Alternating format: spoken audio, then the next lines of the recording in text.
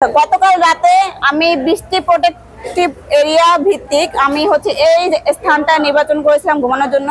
আর এইখানে আমাকে অজ্ঞান করে এমনকি অনেকটা ঘোরাঘুরি করে আনুমানিক দুপুর 1:30টার দিকে আলামত পাই যে আমার সালোয়ারটা আসলে ছিঁড়ে ফেলছে। আপনি আমাদেরকে একটু বলবেন, আপনি তো একটা বড় একটা মেয়ে মানুষ, অ্যাডাল্ট, আপনার বয়স কত? 26 বছর বয়স। এই 26 বছরের একটা নারী কখনো রাস্তায় পথে ঘাটে কি ঘুমাতে পারে? আচ্ছা, এই ক্ষেত্রে আমি বলবো পথে ঘাটে ঘুমানো এটা বিষয় না। ওটার জন্য আমি যথেষ্ট জ্ঞান অর্জন করেছি। আমি জানি এই দেশটা শুধু বিলাসবহুল বাড়িতে সীমাবদ্ধ না। প্রত্যেকটা মানুষকে অনেক বাস ট্রাম, অনেক জলাশয় পেরিয়ে তারপরে নিজের জীবন সংগ্রামে টিকে থাকে, নিজের জীবনটাকে বাঁচিয়ে রাখে, নিজের জীবিকা অর্জন করে। আমি সেই মনোবল নিয়ে অনার্স ফাইনালের পরীক্ষা দিয়েছি, কর্ম করে খেয়েছি। কর্মের ভিত্তিতে, কর্মের তাড়নায় আমি এই এরিয়াতে এসেছি। থানার তো কথা বলেছি, থানা থেকে বলেছে আপনি থাকেন, সমস্যা নেই, আমরা কথা বলছি। আমি নিজে ভুক্তভোগী, আমি নিজে শিকার হয়ে আমি তাদের কাছে সঠিক তথ্য প্রদান করেছি। এসিপি স্যার ভালো বলতে পারবেন। নাম কি?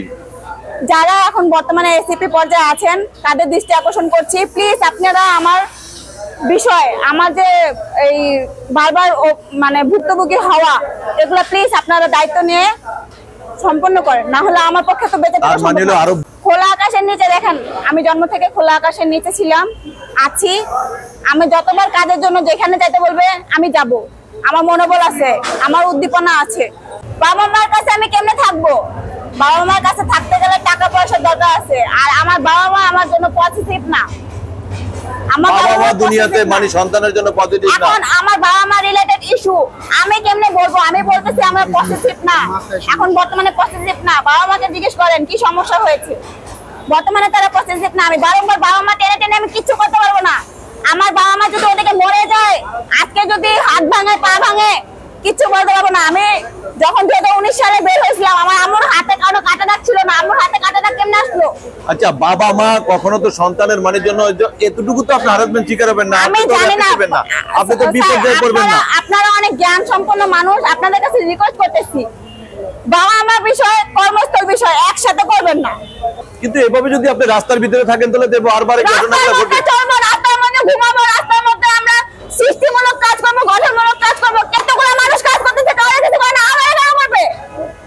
আপনারা যদি না আগান, আপনারা যদি সংঘবদ্ধ না হন, এটা ততদিন চলবে। কেন চলবে? আপনারা বলতেছেন রাস্তার মানুষ খারাপ, খারাপ গুলো ধরা দিচ্ছেন না কেন? পুলিশের কেস নিতে ভয় পাচ্ছে, বাংলাদেশে কেস নিয়েও থাকে, পিটাচ্ছে, এটা করতেছে সেটা করতেছে। এদিকে কি করতেছেন? বস্তা ভরে টাকা আমার পকেটে নাই, আরেকজনের পকেটে দিয়ে দিচ্ছেন। আমি বলতেছি আপনাদের লাইন মেইনটেনেন্সে গ্যাপ আছে। বারংবার আমি যদি বলে থাকি তাদের টাকা কেন আটকাচ্ছেন না, তাদেরকে কেন আটকাচ্ছেন না? আপনি কি পর্যন্ত কোর্টে মামলা করেছিলেন? কোর্টে ম্যাজিস্ট্রেট বরাবর আমার লিখিত আবেদন আছে, মীমাংসা হয়েছে, পুলিশের কাছে গেছে, ছেলে আমাদের ডিস্টার্ব করে। একজন নারী হিসেবে প্রেজেন্ট করতে পারেন, তাহলে আপনাদেরকে আমি বলবো যে আপনারা শিক্ষা অর্জন করে আমার সাথে কথা বলতে আসছেন, আমাকে হেল্প করতে আসছেন, সহযোগিতা করতে আসছেন। নাহলে বলবো যে আমি মনে ভুল করতেছি বলে এতগুলো কষ্ট করে যে কথা বলতেছি, এই যে মান সম্মান সবকিছু মনে করেন বিসর্জন দিয়ে, এর জন্য তো আমি বলতেছি না। আচ্ছা, একটা বিষয় একটু জানি, আমার একজন নারী হিসেবে আমার যতটুকু রাইট আছে, আমাকে কেন এখানে এটা কিছু করবে? আমার একটা স্থান দেন। আপনারা টিম ওয়ার্ক করতেছেন, গাড়ি নিয়ে যান বা এক দলে হাঁটতেছেন, তো কারো কিছু হইতেছে না। আমার একটা জায়গায় ভাড়া রাখতেছেন, দেখতেছেন না, আবার রিপোর্ট নিতে আসতেছেন, বলতেছেন কেন হচ্ছে? আপনারা চিনেন, জানেন, এই রিপোর্ট আর নিবেন না প্লিজ। এরকম রিপোর্ট আর আমি দিতে চাই না। রিপোর্ট নিলে নয় সঙ্গত রিপোর্ট নেন, বাকি রিপোর্ট আমি বলতেছি আজকে থেকে আপনাদের কাছে আমার একটাই দাবি, একটাই আশা যে আপনারা আমার পজিটিভ কিছু করবেন। আমাকে একটা চাকরি দিন, ভালো চাকরি দিন।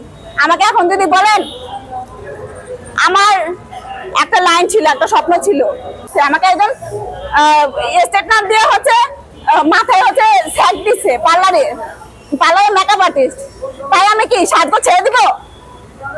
বলেন।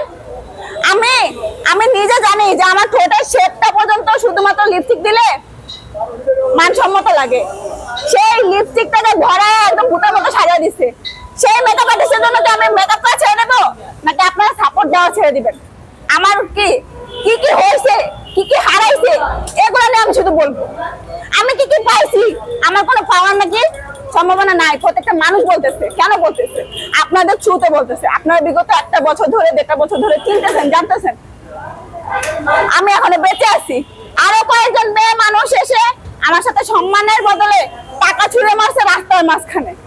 শিল্পী তারা টাকা রাস্তায় ফেলাইছে, সততার পরীক্ষা নিতে আসছে আমার কাছে, পরে 20 টাকার একটা পুরান টাকা ধরাই দিচ্ছে।